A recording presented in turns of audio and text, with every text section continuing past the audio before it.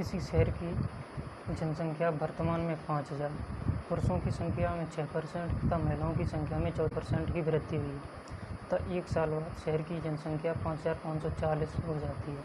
तो महिलाओं की जो वर्तमान संख्या है वो बताएंगे। तो अभी वर्तमान में जो संख्या है वो कितनी है? वो है 5,000। वर्तमान में वो कितनी है? वो है 5,000। वर्तमान में 5,000 है।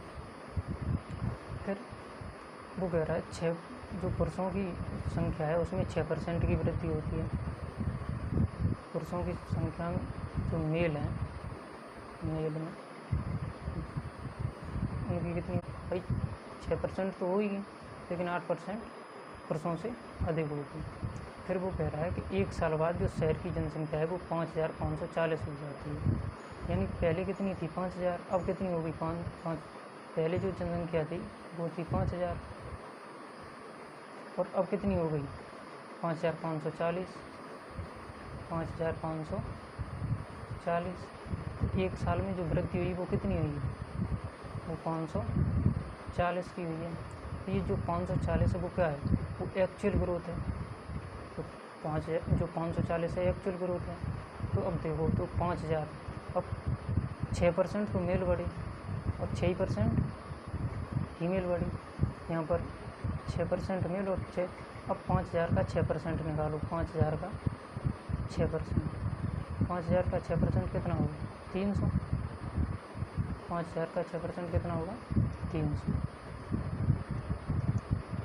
अब हमारे हिसाब से जो 1 साल की जो जनसंख्या में वृद्धि हुई वो कितनी हुई है? 300। लेकिन यहाँ कितनी हो रही है? 540। यहाँ कितनी हो रही है? 540। यहाँ हो रही है 540 और हमारे हिसाब से कितनी हुई है? 300। तो अब एक्स्ट्रा कितनी है? एक्स्ट्रा है 240। अब जो 240 बढ़ रही है वो किसकी उससे ये बढ़ रही है? 8% महिलाओं की जो वृद्धि एक्स्ट्रा हुई इसकी वजह से बढ़ रही है। तो फिर क्या करेंगे? अब 240 किसकी वजह से बढ़ रही है? महिला जो कितनी 8% इंटू 100, 8 से काट, 8 3 24 30, ये कितना हो जाएगा? यानी तो 3,000। जो फीमेल की संख्या कितनी है? वो 3,000 है।